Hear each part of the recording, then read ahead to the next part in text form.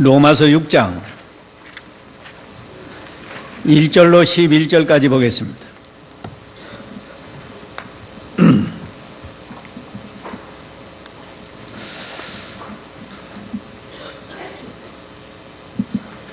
로마서 6장 1절.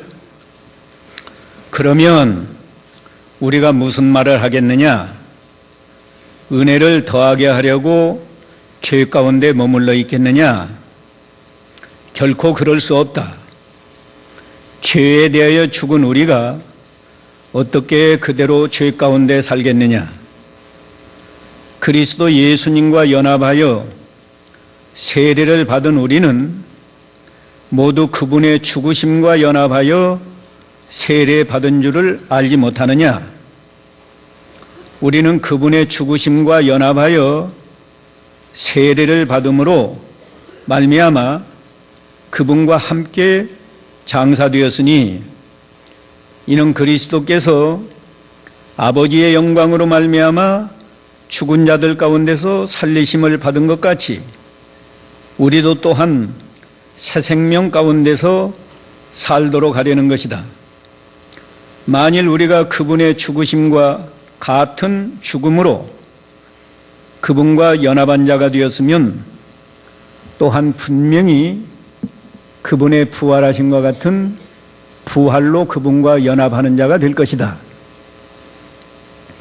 우리가 아는 대로 우리의 옛사람이 예수님과 함께 십자가에 못 박힌 것은 죄의 몸이 멸하여 우리가 다시는 죄에게 종노릇하지 않게 하려는 것이다. 죽은 자는 이미 죄에서 해방되었다.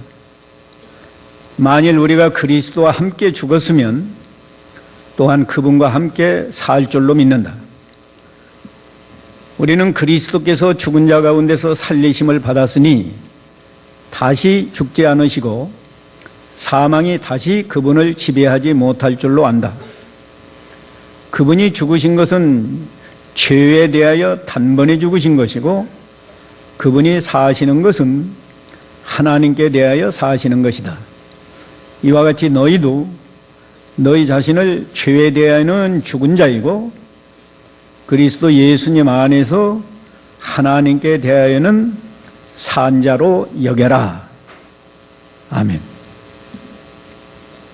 오늘 이 말씀을 통해서 구원받은 표인 세례의 의미, 여기 그런 제목으로 진리를 증거하겠습니다. 사도 바울이 구원받은 성도는 죄를 떠나서 거룩한 생활을 해야 한다. 이러한 권면을 세례와 연관해서 우리에게 말하고 있습니다.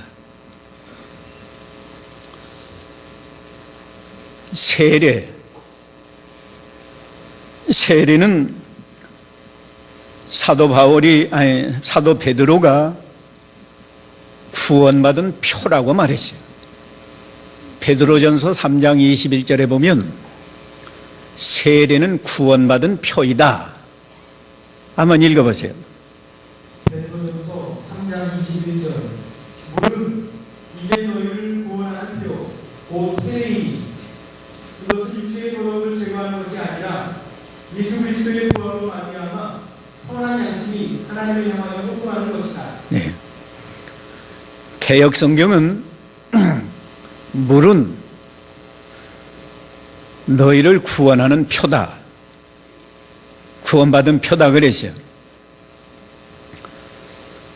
우리 예수님이 십자가와 부활을 통해서 죄인들을 대속하시고 승천하시기 직전에 제자들을 향해서 너희는 가서 모든 족속으로 제자를 삼아 아버지와 아들과 성령의 이름으로 세례를 주라 말씀했습니다.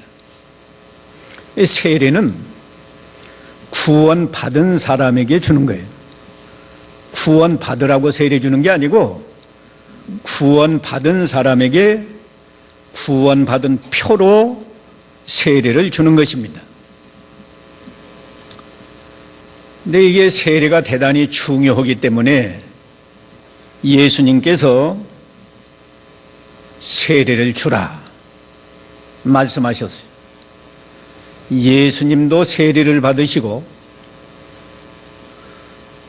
예수님의 제자들도 세례를 주었습니다. 오늘 그러니까 세례를 꼭 안 받았어도 구원받은 사람은 이 세례의 의미를 알아야 돼요. 하나님이 우리를 구원해 주셨다, 우리는 구원받았다 말하는데 이 구원을 두 측면, 소극적인 의미에서 구원과 적극적인 의미의 구원, 두 면에서 생각할 수 있습니다. 소극적인 의미의 구원이라는 건 뭔가? 우리가 지옥 가지 않도록 하나님이 우리를 죄에서 해방시켜 줬어요. 모든 사람은 날 때부터 죄인이고 자기가 지은 죄도 있고 그래서 그 죄값으로 반드시 죽어야 되고 죽은 다음에는 지옥에 떨어져서 영원히 저주의 형벌을 받아야 마땅한 겁니다. 그런데 사람은 이 죄 문제를 해결할 수가 없어요. 그러니까 하나님이 우리 죄를 깨끗이 씻어줬다. 사람이 절대로 죄를 해결할 수 없습니다. 예레미야 2장 22절에 보면 잿물이나 비누로 자신이 죄를 씻을 수 없다고 그랬어요. 예레미야 2장 22절. 예레미야 2장 22절. 비록 내가 잿물로 씻고 비누를 많이 사용할지라도 너의 죄악은 내 앞에 남아있을 것이다. 예. 우리 인간이 스스로 죄를 씻을 수가 없습니다. 근데 죄가 있으면 지옥 가야 돼. 가차가 없습니다. 아무리 돈이 많아도, 아무리 왕이 되었어도, 아무리 지식이 많아도, 죄가 있으면 지옥 가야 돼. 근데 우리는 스스로 자기 죄를 씻을 수가 없는데, 하나님이 씻어줬다. 예수 믿는 사람은 하나님이 죄를 깨끗이 씻어줬습니다. 어떻게 씻는가? 구원받은 성도는 이미 아시는 대로 하나님이 죄 없는 하나님의 아들 예수님을 이 땅에 보내주시고 예수님은 우리 죄인을 위해서 속죄양으로 십자가에 달려서 죽으셨어요. 그랬다가 3일 만에 부활하셨는데 우리 예수님은 이렇게 십자가와 부활을 통해서 우리 죄를 다 대신 담당해 주셨습니다. 그것을 예수님의 십자가 구속이다. 신학적으로는 그렇게 말해요. 죄에서 해방시켜줬다. 우리는 예수님의 십자가 구속을 믿기만 하면 그 즉시 하나님이 우리 죄를 깨끗이 씻어주신다. 이것이 구원이에요. 그래서 구원받은 사람은 세례를 받는데 세례의 첫 번째 의미가 죄를 씻었다는 뜻이에요. 사도행전 22장 16절 읽어보세요. 사도행전 22장 16절. 이제 왜 주저하느냐? 일어나 세례를 받고 그분의 이름을 불러 당신의 죄 씻음을 받으라. 예. 왜 주저하느냐? 일어나 세례를 받고 그분의 이름을 불러 당신의 죄를 씻음을 받으라. 세례로 죄 씻는 건 아니고, 아까 말했죠? 세례는 구원받은 편데, 구원받은 사람은 죄를 다 씻었다고요. 그러니까 혹시 세례를 받지 않은 분도 나는 구원받았다, 이런 믿음이 있으신 분은 그냥 단순히 구원받았다라고만 생각하시지 말고, 나는 날 때부터 죄인이고 내가 지은 죄도 많고 내가 생각할 때도 죄가 많지만 그 죄를 내가 예수님의 십자가 구속을 믿으니까, 다시 말하면 예수님이 이 세상에 오셔서 십자가에 달려서 죽으신 것은 나의 속죄양으로 내 죄값을 대신 담당하시기 위해서 죽으셨다, 이렇게 믿을 때, 믿어지면 하나님은 그 순간에 우리 죄를 다 씻어서 깨끗하게 해줘요. 그건 하나님이 정한 법이요, 뭐 우리가 그렇게 해주셔온 것도 아니에요. 하나님이 정하신 법인데, 그건 믿음의 법이기 때문에 믿을 때만 그렇게 효과가 나타나는 거예요. 그러니까 우리가 죄인임에도 불구하고, 부족한 것이 많이 있음에도 불구하고 우리는 예수님의 십자가 구속을 믿음으로 하나님은 죄를 다 깨끗하게 씻어줬다. 여러분이 항상 그걸 믿어야 됩니다. 오늘 아침에 내가 잘못한 것이 있을지라도 하나님은 내가 예수님의 십자가 구속을 믿음으로 내 죄를 깨끗하게 씻어주셨다. 그렇게 믿는 사람은 세상에 나가서 죄를 지을 수가 없습니다. 하나님이 죄를 깨끗하게 씻어주셨는데 내가 가서 죄를 지으면 하나님을 배반하는 행위가 되잖아요. 제가 종종 말씀드렸지만 우리가 하얀 옷을 드라이 클리닝해서 입었으면 가서 아무나 진흙구덩이 가서 앉아요? 그렇게 안 해요. 하물며 예수님이 십자가에서 피 흘려서 우리 죄를 씻어주셨는데 우리가 나가서 죄를 범하고 자신을 더럽힌다는 건 그건 안 되는 거예요. 그 다음에 죄를 씻어주셨을 뿐만 아니라 우리가 죄의 유혹을 받는 데서도 해방을 시켜줬어요. 저나 여러분이 구원의 확신이 있으면서도 예수님이 내 죄를 깨끗하게 씻어주셨다고 믿으면서도 현실 속에서는 죄의 유혹을 많이 느낍니다. 속에서 욕심이 나오고, 욕심이 나오니까 욕심을 통해서 죄의 유혹을 느낀다. 가령 예를 들면 술 먹는 사람은 예수 믿고 술을 끊었는데도 불구하고 또 술을 보면 먹고 싶다는 생각이 나고, 어떤 사람이 로또해서 뭐 몇십억을 땄다 하면 나도 로또 한번 해볼까, 이게 다 욕심이라고. 이런 욕심이 나와서 죄를 짓는데 하나님은요, 우리 구원받은 성도에게 죄의 유혹까지 완전히 벗어날 수 있도록 그런 은혜를 주셨어요. 그 은혜가 뭔가?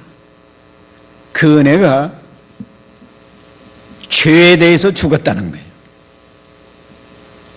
예수 믿는 사람은 죄에 대해서 죽은 자라고 오늘 몇 번 말합니다. 오늘 본문 2절에 죄에 대하여 죽은 우리가 어떻게 그대로 죄 가운데 살겠느냐, 3절에는 우리는 모두 그분의 죽으심과 연합하여 세례를 받았다.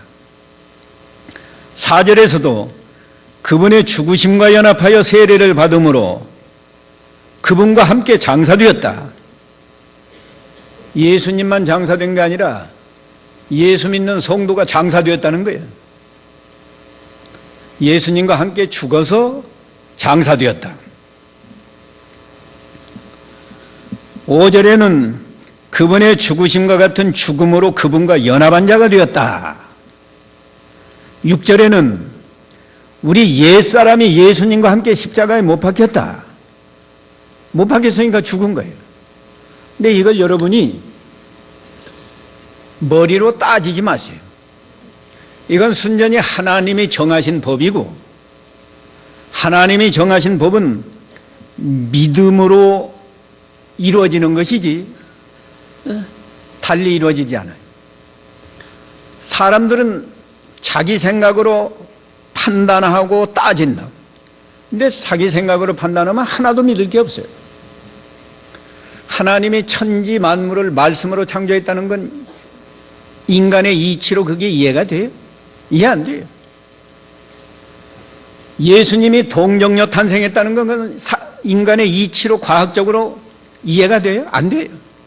이건 다 하나님의 능력으로 하신 거기 때문에 우리는 믿을 때 그 효과가 100% 나타나는 거예요. 그러니까 저와 여러분이 이 세상 살다 보면 죄의 유혹이 끊임없이 와요. 죄의 유혹이 뭔가? 속에서 욕심이 나온다고. 욕심. 죄인 줄 알면서도 그거 하고 싶단 말이에요. 예. 그러니까 불신자들은 그 죄의 유혹을 못 이겨서 죄를 짓고 또 짓고 그런 겁니다. 어떤 사람은 아예 전자팔찌까지 발목에 매놨어도 그 죄의 유혹을 못 이기고 가서 또 죄 짓고 또 죄 짓고 그러잖아요. 근데 하나님이 우리 구원받은 성도는 그 죄의 유혹을 아주 쉽게 이길 수 있도록 죄에 대해서 죽은 자가 되게 했어요. 죽은 자가 되었다. 죄에 대해서 죽은 자라는 말은 뭔가 하면 오늘 6절에 보면 우리 옛사람이 예수님과 함께 십자가에 못 박혔다 그랬습니다. 옛사람이 뭔가? 옛사람은요, 우리가 예수 믿기 전에 하나님을 알지 못하니까 육체의 욕심을 따라서 죄를 범하면서 살던 사람이 이게 옛사람이에요. 왜냐하면 욕심은 육체에서 나오거든요. 갈라디아 5장 16절 읽어보세요. 욕심이 어디에서 나오나? 갈라디아서 5장 16절 내가 또 말하는데 너희는 성령을 따라 행하라. 그러면 결코 육체의 욕망을 이루지 않게 될 것이다. 예, 육체의 욕망을 이루지 않을 것이다. 그 갈라디아 5장 19절 이하로 내려가면 육체에서 나오는 죄가 많이 기록되어 있습니다. 그런데 말이에요, 하나님은 이 옛사람, 욕심이 나오는 육체의 사람을 예수님과 함께 십자가에 못 박혀서 죽게 했어요. 그러니까 우리는 그것을 믿으면 되는 거예요. 믿으면 되는 겁니다. 아까 죄를 씻어주셨다는 것도 우리 이해 안 돼요. 그러나 믿으면 되는 거예요. 믿으면. 하나님은 우리에게 지옥 가지 않도록 죄에서 해방시켜주는 은혜를 주셨는데 두 가지, 죄를 지은 죄를 다 씻어주셨다. 또 하나는 뭐예요? 죄의 유혹이 올 때 우리는 죄에 대해서 죽은 자가 되게 했다. 이 믿음을 써야 돼요. 여러분이 믿는다 하면서도 죄의 유혹이 올 때 그 믿음을 쓰지 않으니까 안 믿는 사람처럼 죄의 유혹을 받아서 죄 짓는 길로 간단 말이에요. 믿음을 쓴다는 건 뭔가? 죄의 유혹이 올 때, 내 속에서 욕심이 나올 때, 악한 생각이 나올 때, 다른 사람을 미워하고 시기하는 마음이 나올 때, 그건 다 육체에서 나오는 옛사람인데 그때 믿음을 쓰시라고. 어떻게? 나는 죄에 대해서 죽은 자입니다. 하나님 앞에서 고백을 해요. 그러면 욕심이 다 사라져요. 왜? 죽은 자는 욕심이 나오는 게 아니니까요. 죽은 자는 죄를 짓는 게 아니니까. 얼마나 좋은 거예요. 한번 따라 합시다. 우리 다 같이 하나님 앞에서 한번 믿음을 써보자고. 지금 죄의 유혹이 옵니다. 네. 여러 가지 유혹이 와. 어떤 사람은 속에서 욕심이 나오고, 어떤 사람은 혈기가 나오고, 어떤 사람은 시기하는 마음이 나온단 말이에요. 그럴 때 우리가 믿음을 쓰려면 하나님 앞에서 다 같이 나는 죄에 대해서 죽은 자입니다. 나는 이것을 믿습니다. 그 말만 하면 죄는 단번에 다 사라져요. 안 믿고 입으로만 하면 소용이 없고, 자기가 진심으로 이게 하나님의 말씀이니까 믿으라.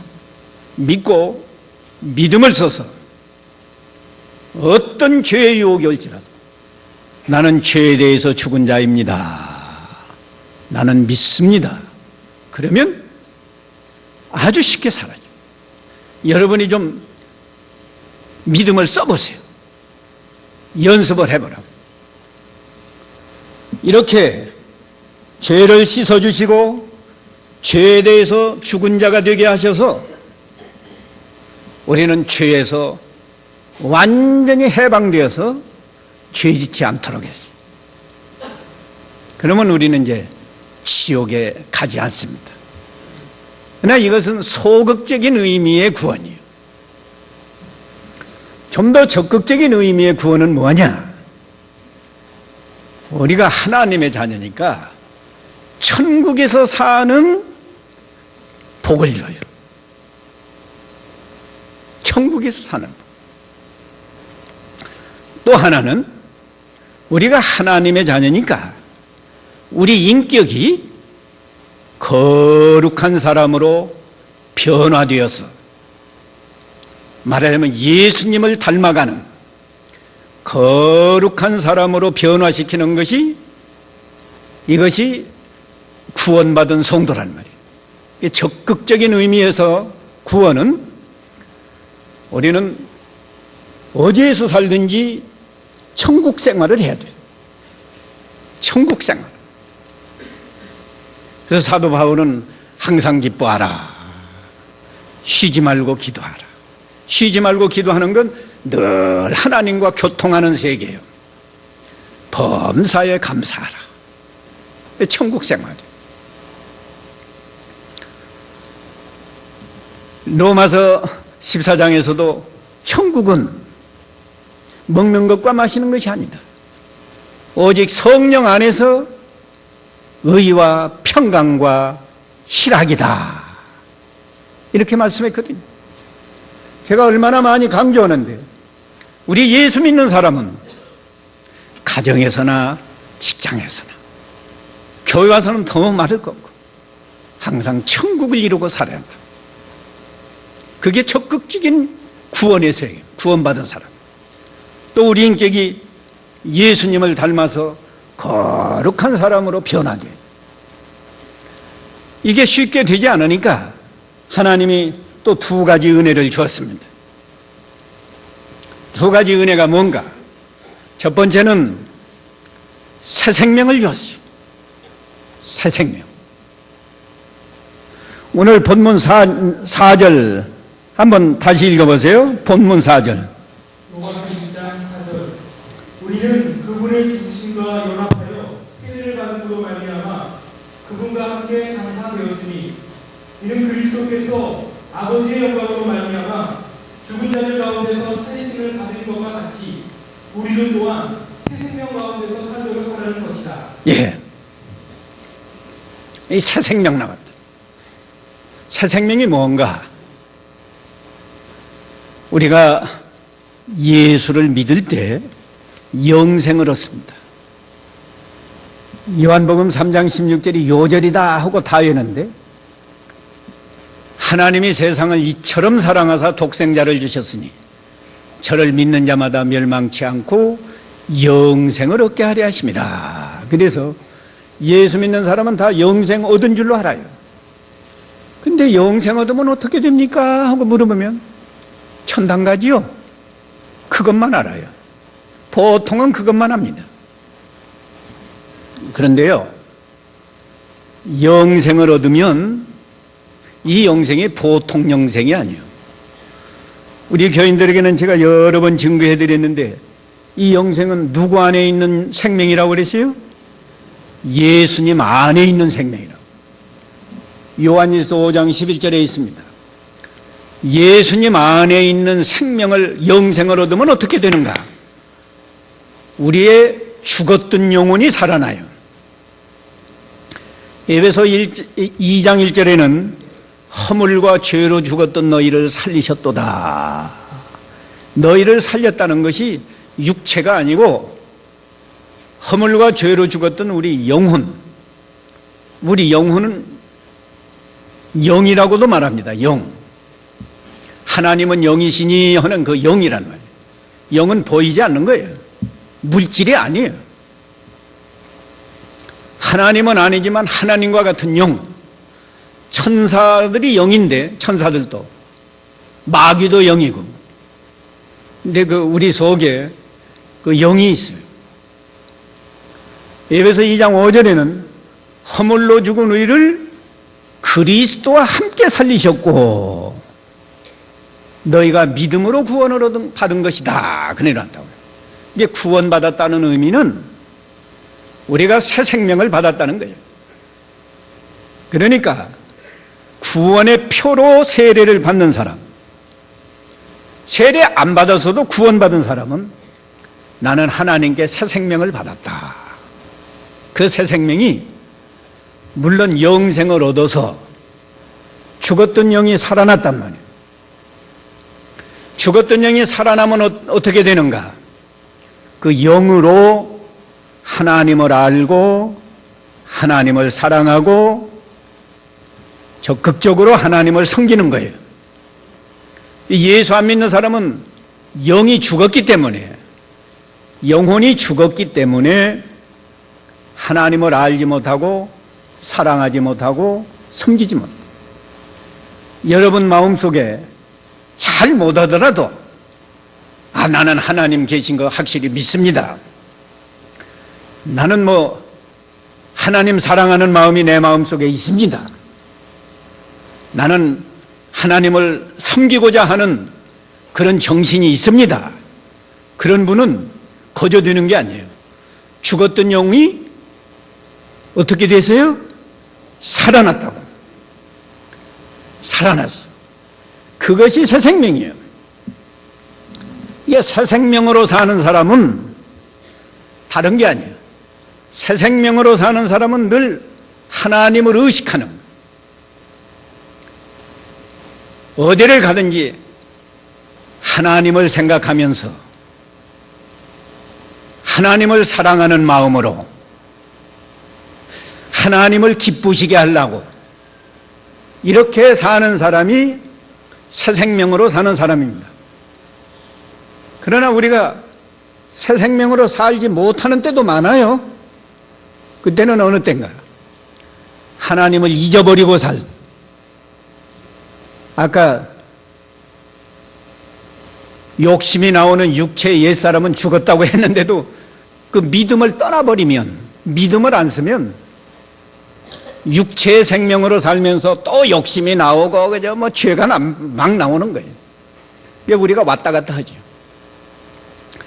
새 생명으로 살 때는 하나님을 생각하고 하나님을 사랑하고 하나님을 기쁘시게 하려고 하고 내 마음속에서 선한 생각이 남아요. 그러나 새 생명으로 살지 않고 본래 부모에게서 받은 이 육체의 생명으로 살 때는 하나님 다 잊어버리고, 그죠? 뭘 먹을까? 뭘 마실까? 그죠?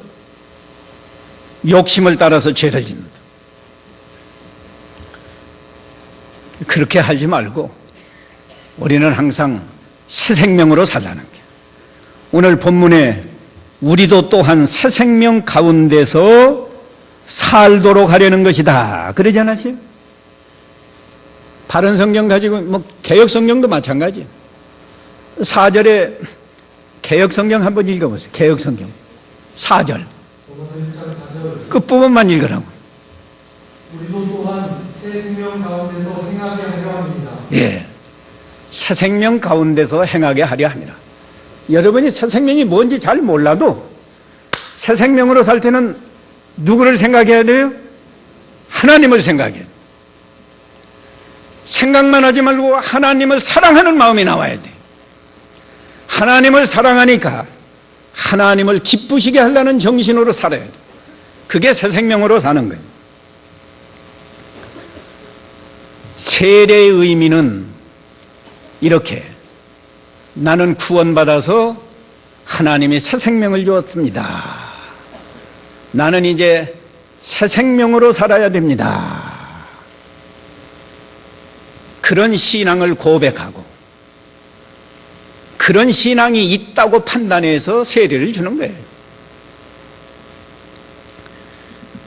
마지막으로 이 적극적으로 우리가 예수님을 닮아서 거룩한 사람이 되어야 되는데, 우리가 어떻게 언간생심이지. 나 하나님은 은혜 주셔서 믿기만 하면 다 되게 해놨어요.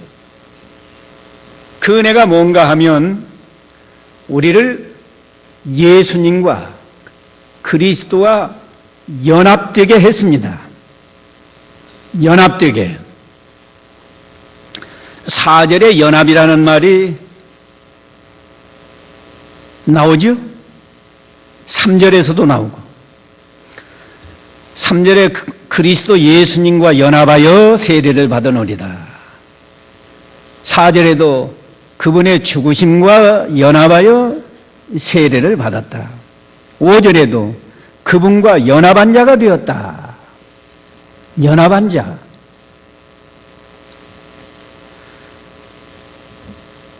죽을 때에도 예수님의 십자가와 함께 연합해서 우리가 죽었고, 예수님이 부활하실 때 부활하신 예수님과 우리가 연합해서 죽었던 영혼이 살아난 거예요. 허물과 죄로 죽은, 허물로 죽은 우리를 그리스도와 함께 살리셨다. 우리 예수님께서도 나는 포도나무요 너희는 가지다, 이걸 믿어야 되는데 예수를 몇십 년 믿어도 이거 안 믿어요.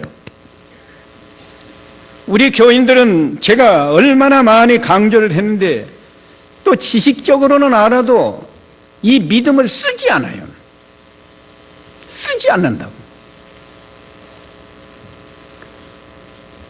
아무리 좋은 자동차가 있어도 쓰지 않으면 무슨 소용이야. 큰 소용없는 거예요. 써야지. 하나님이 우리를 예수 그리스도와 연합되게 했다. 이게 엄청난 은혜입니다. 예수님이 포도나무고 우리는 가지처럼 딱 연합이 됐으니까 우리가 원래 들포도 같은 자인데 예수님 포도나무에 접을 붙여놓으니까 이제 좋은 열매를 맺게 됐다. 그러면 연합되었다는 말은 뭔가? 요한복음 15장 5절에 잘 나타나 있는데, 요한복음 15장 5절 읽어보세요.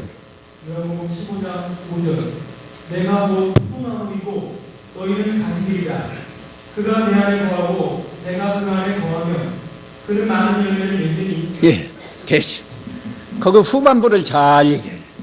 나는 포도나무고 너희는 가지니 해놓고 그 다음에 저가 내 안에, 내가 저 안에 있으면 그 사람은 과실을 많이 맺는다. 이건 물질 세계가 아니고 영의 세계이기 때문에요. 예수님과 내가 연합이 되었다는 것은 내 안에 예수님이 계시고, 나는 사실은 내 영은, 그 새 사람은, 새 생명은 예수님 안에 있는 거예요.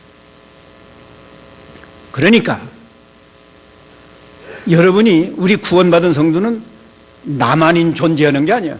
나는 늘 누구하고 딱 접붙임이 됐어요? 예수님과 접붙임이 됐다.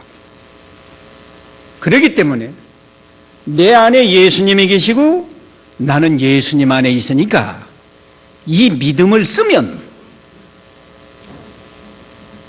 내가 예수님 안에서 사니까 예수님처럼 선한 생각만 하고 예수님처럼 선한 말을 하고 예수님처럼 선한 행동을 하는 거예요.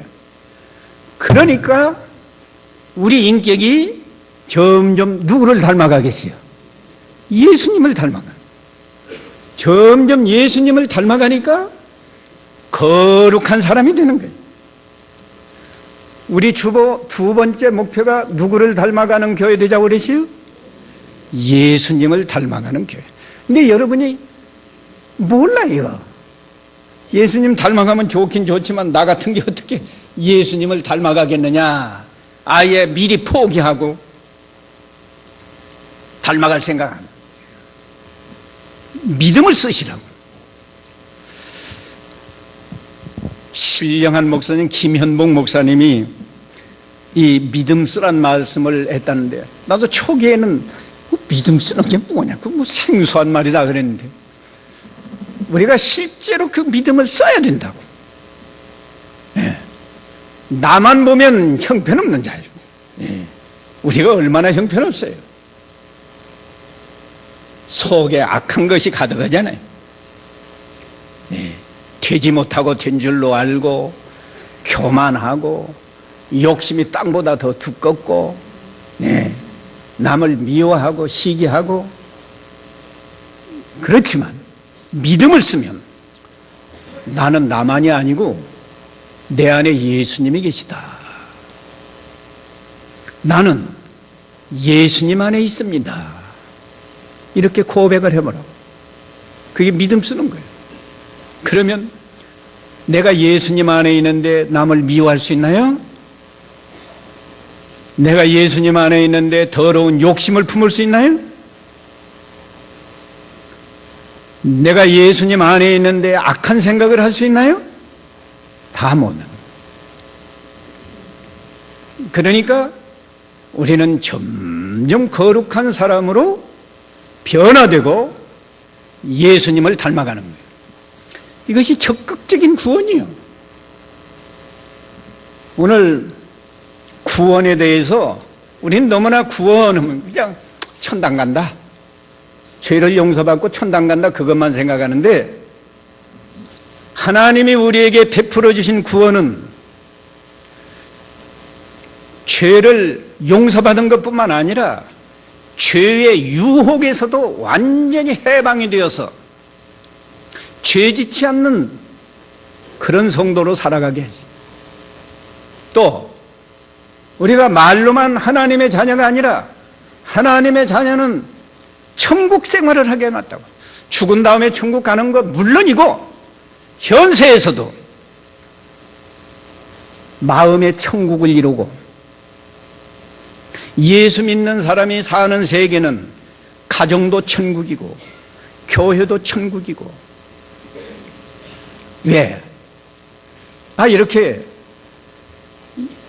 하나님이 우리에게 새 생명을 주었으니까 새 생명으로 살 때는 하나님을 의식하고 하나님을 사랑하고 하나님을 기쁘시게 하면서 하나님 안에서, 예수님 안에서 예수님처럼 선한 생각만 하고 선한 말만 하고 선한 행동을 하니까 천국이죠. 실제로 천국이에요. 그뿐만 아니라 우리 인격이 점점 거룩한 사람으로 변화되는 거예요. 이런 의미가 세례라는 그 말 속에 이런 의미가 다 담겨 있어요. 그래서 사도 바울이 오늘 죄 짓지 말고 거룩한 생활을 하라고 하면서 세례 이야기를 하는 거예요.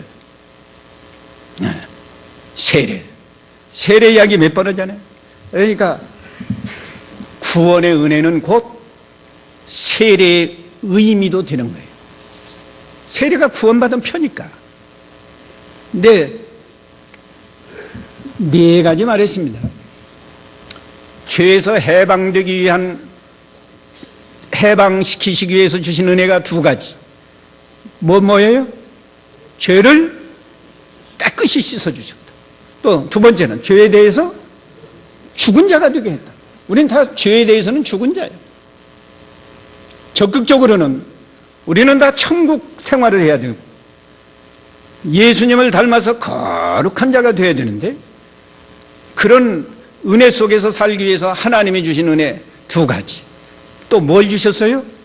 새 생명을 주시고, 또 하나는 예수님과 연합되게 했다.